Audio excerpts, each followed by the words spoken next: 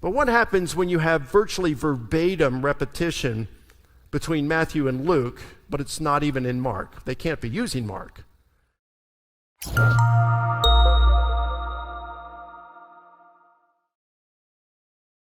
Second, the authors chose their sources judiciously. They just weren't haphazard in taking any source out there. So according to the traditional authorship of the Gospels, Mark got his information from Peter. He wrote down what he recalled Peter saying. If that's true, that's pretty cool. Luke, most scholars think that he got his information, he's using Mark as a primary source, and he is supplementing that. And remember, Luke says that there were many who had written accounts, and he's relying on what eyewitnesses and those who had known the eyewitnesses are saying. So he's getting his information from Mark. Then you've got what's called the hypothetical Q source. Now, how many have heard of Q? You've even heard it mentioned. Okay, a lot of you. Let me explain what Q is. It's a hypothetical source based on, now I'm going to oversimplify this, but typically most scholars today think that Mark was the first gospel written, and that Matthew and Luke used Mark as their primary source and then supplemented it with their own either eyewitness testimony or other sources that they had. So if you see almost verbatim recollection of facts in Matthew, Mark, and Luke, scholars typically think that they're using, Matthew and Luke are using Mark as their primary source there.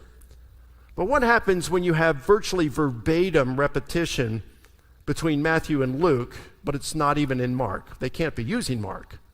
Well, you've got one of three options. Either Matthew and Luke are using a common, drawing from a common source, or Luke is using Matthew, or Matthew is using Luke. Well, most New Testament scholars today think that Matthew and Luke are using a common source that we no longer have.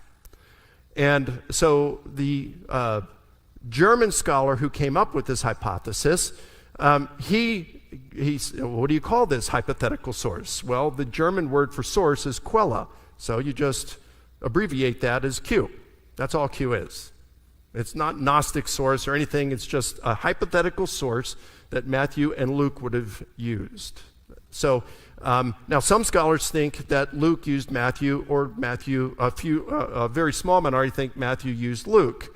They might be right, we just don't know. It's all what's called the synoptic problem, trying to figure all this out, okay? But most scholars today think the Q source. And then they would say that Luke drew some information from Paul, especially in the book of Acts, and then other eyewitnesses. John, the traditional authorship is that he was one of the 12 disciples, and of course he was an eyewitness. And then you've got Matthew, traditional.